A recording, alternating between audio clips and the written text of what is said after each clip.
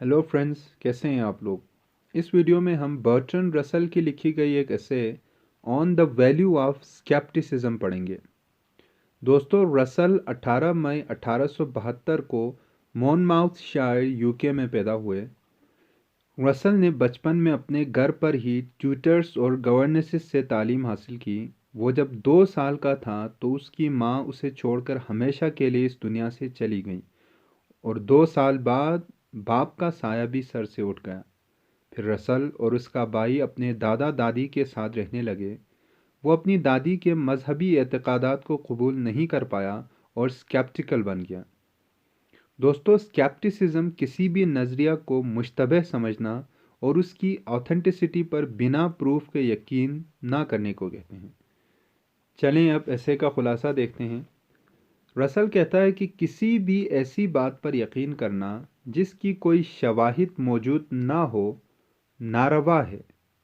किसी भी दावे को तभी मानना चाहिए जब इतने असबाब या शवाहिद मौजूद हों कि उसे सच माना जा सके। ताहम रसल इस मामले में शदीद नुक्ता नज़र रखने का ख़्वाहां नहीं है। रसल अपनी ज़िंदगी में भी मियाना रवि और मुसालिहत को पसंद करता था। वो कहता है कि कॉमन सेंस के जो आम एतक़ादात हैं उन्हें कबूल कर लेना चाहिए और इसी तरह साइंस के मुस्तहकम नताइज को भी मानना चाहिए और इन पर अमल करना चाहिए। हर शख्स के लिए ये मुमकिन नहीं होगा कि वो हर बात की तस्दीक करे। रसल कदीम ज़माने के फ़िलासफ़र परौ की तकलीद करने का ख्वाहिशमंद नहीं है। परौ 3री सदी बीसी का एक यूनानी फ़िलासफ़र है। वो पहले स्कूल ऑफ स्केप्टिक्स का बानी था। उसका मानना था कि नेकी ही वो वाहिद चीज़ है जो अहम है और बाकी किसी चीज़ से फ़र्क नहीं पड़ता, बाकी चीज़ें गैर अहम हैं। जिस स्केप्टिसिज्म की रसल वकालत करता है वो इन 3 तजावीज़ पर मबनी है। पहला ये कि जब माहिरीन किसी एक बात पर मुत्तफ़िक़ हो जाएं तो उसकी मुखालिफ बात को सच नहीं माना जा सकता। दूसरा ये कि जब माहिरीन किसी बात से इत्तेफाक ना करें तो आम आदमी की राय को सच नहीं माना जा सकता। तीसरा, जब तमाम माहिरीन ये कहें कि मुस्बित राय के लिए काफ़ी शवाहिद मौजूद नहीं हैं तो एक आम शख्स को चाहिए कि राय को मुअत्तल कर दे।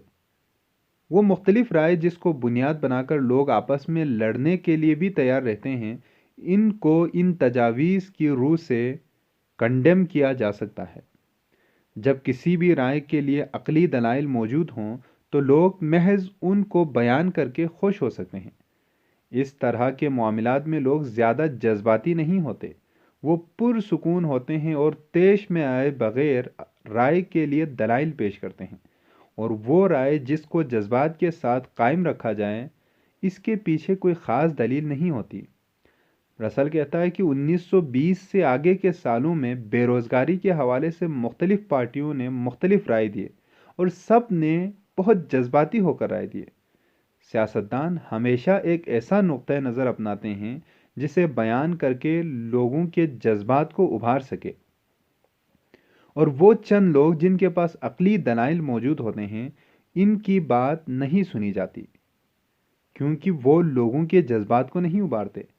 अक्सर ऐसा कहा जाता है कि सोशलिज़म इंसान की फितरत के मुखालिफ है और इस नज़रिया को हमेशा जोश के साथ पेश किया जाता है और सोशलिज़म के सपोर्टर्स इस इल्ज़ाम को उतने ही जोश के साथ मुस्तरद करते हैं।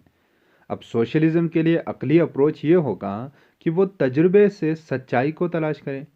डॉक्टर रिवर्स ने मेलानीजिया के लिए काफ़ी शवाहिद पेश किए थे जो ये जाहिर करते थे कि सोशलिज़म इंसानी फितरत की मुखालिफ नहीं है। डॉक्टर विलियम हेल्स रिवर्स एक अंग्रेज़ साइकोलॉजिस्ट, फिजियोलॉजिस्ट और एंथ्रोपोलॉजिस्ट थे। उन्होंने हिस्ट्री ऑफ मेलानीजियन सोसाइटी लिखी थी। मेलानीजिया जजीरों का एक ग्रोह है जिसमें फिजी आइलैंड्स, न्यू हेब्रिडीज और न्यू गिनिया का कुछ हिस्सा शामिल है। डॉक्टर रिवर्स ने यह भी कहा कि यह मालूम करने का वाहिद तरीका कि आया सोशलिज़म इंसानी फितरत के मुखालिफ है कि नहीं वो ये है कि यूरोप के ममालिक में सोशलिज़म का तजुर्बा किया जाए।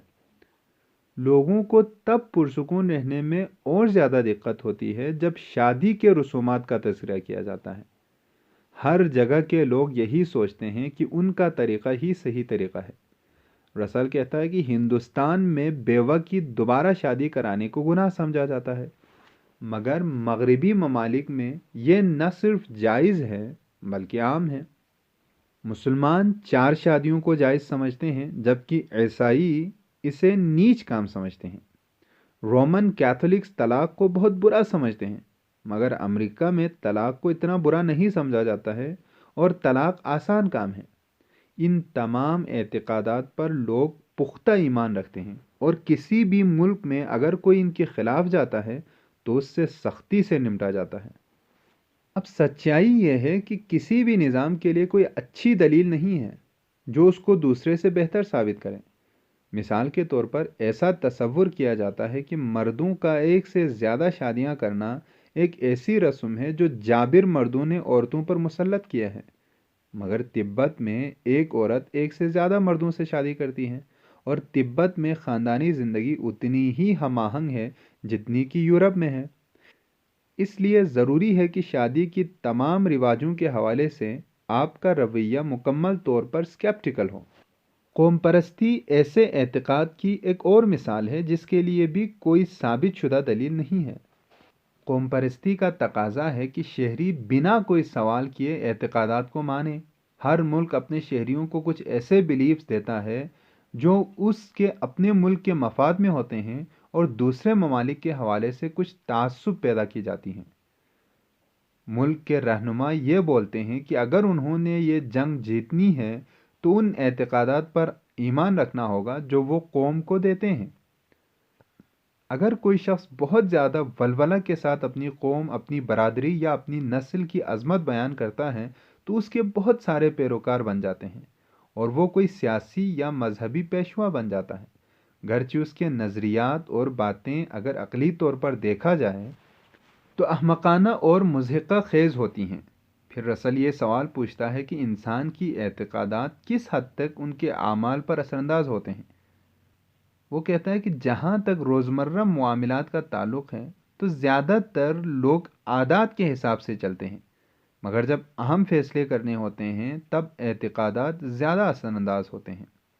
मिसाल के तौर पर अगर कोई शख्स शादी करने का ख्वाहां है या अगर किसी शख्स ने यह फैसला करना है कि अपने बेटे को कौन से स्कूल भेजना है या किसी आदमी को अपनी बीवी की वफादारी पर शक होता है, तब सिर्फ आदात ही उसकी रहनुमाई नहीं कर सकते। इस तरह के मामलात में इंसान के आमाल पर उसके एतक़ादात असरअंदाज होते हैं। ख़ास तौर पर इंसान के सियासी और मजहबी आमाल एतक़ादात के ज़ेर असर होते हैं। अगला सवाल ये पूछता है कि एतक़ादात किस हद तक शवाहिद या हक़ाइक़ पर मबनी होते हैं। वो कहता है और इस सवाल का जवाब ये है कि एतक़ादात बहुत कम हद तक शवाहिद पर मबनी होते हैं।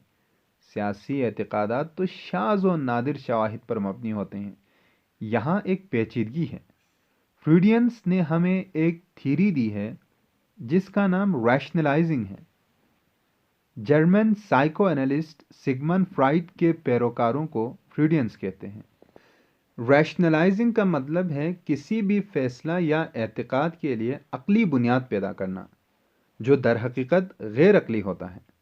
लेकिन एक रिवर्स प्रोसेस भी है जिसे इरैशनलाइजिंग कहते हैं। मिसाल के तौर पर एक ज़ेरिक शख्स ज़ाती मफाद की खातिर कोई काम करने का ख्वाहां है और वो मुअस्सर अल्फाज और जुमले इस्तेमाल करके ये ज़ाहिर करता है कि वो काम आवाम के मफाद में है।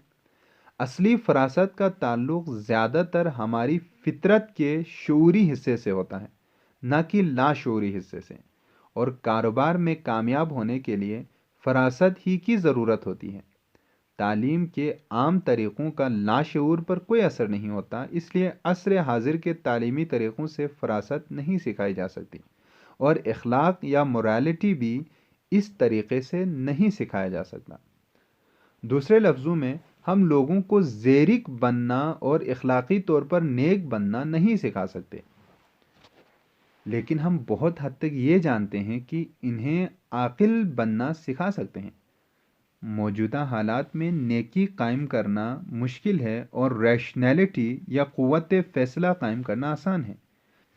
रैशनैलिटी का मतलब हमारे आमाल को जज करने और आमाल के असरात की पेशबीनी करने की एक साइंसी आदत है।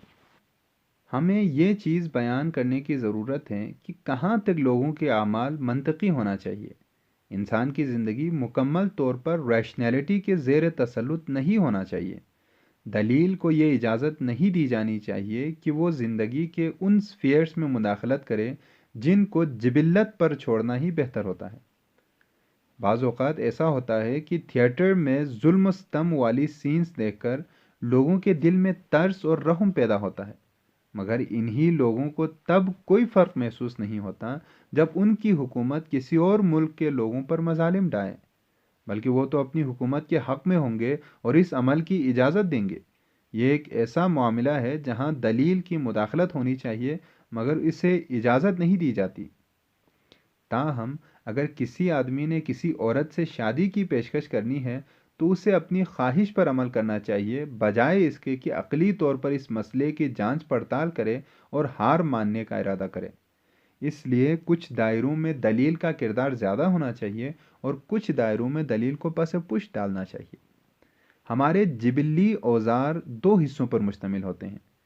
एक हिस्सा हमारी अपनी ज़िंदगी और हमारे बच्चों की ज़िंदगी की परवरिश करता है, दूसरा हिस्सा हमारे मुखालिफ या दुश्मनों की ज़िंदगी को नाकाम करने पर जोर देता है। पहला हिस्सा ज़िंदगी की खुशियों, मोहब्बत और फ़नकारी पर मुश्तमिल होता है, दूसरा हिस्सा मुकाबला, हुब्बुल वतनी और जंग पर मुश्तमिल होता है। हकीकी अखलाकियात को पहले हिस्से की तरवीज और दूसरे हिस्से को दबाने के लिए हर मुमकिन कोशिश करना चाहिए।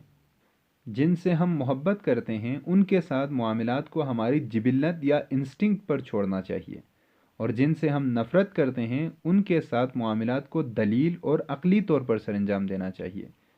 जदीद दुनिया में हम आम तौर पर दूसरी अक़वाम से नफ़रत करते हैं और हम गलत तौर पर ये ईमान रखते हैं कि उनसे हमारी नफ़रत हुब्बुल वतनी की वजह से है या किसी और अजीम मकसद की वजह से है। इसीलिए स्केप्टिसिज्म के रवैये की हौसला अफजाई करना ज़रूरी है। सिर्फ स्केप्टिसिज्म के ज़रिए ही हम सच्चाई और अपने दरमियान मौजूद पर्दे को हटा सकते हैं। तभी हम एक नई अखलाकियात कायम कर सकते हैं जो कि रिवायती अखलाकियात से कदरे मुख्तलिफ है। और रिवायती अखलाकियात गुमराह कुन और गैर अक़ली हैं। नई अखलाकियात हसद और पाबंदियों पर मबनी नहीं होगी, बल्कि इस ख्वाहिश पर होगी कि ज़िंदगी मुकम्मल होगी और दूसरे लोग रुकावट नहीं बल्कि मददगार हैं। इस तरह की अखलाकियात सिर्फ तभी सिखाई जा सकती हैं जब इंसान अपनी खुशी का ताक़ुब करे, न कि दूसरों की तबाही या बदबख्ती का। जब इस तरह की अखलाकियात कायम होंगी तो ये दुनिया जन्नत बन जाएगी। तो ये था इस हिस्से का ख़ुलासा। उम्मीद है आप इसे समझ चुके होंगे। मज़ीद वीडियोस के लिए चैनल देखते रहिए। Thank you very much.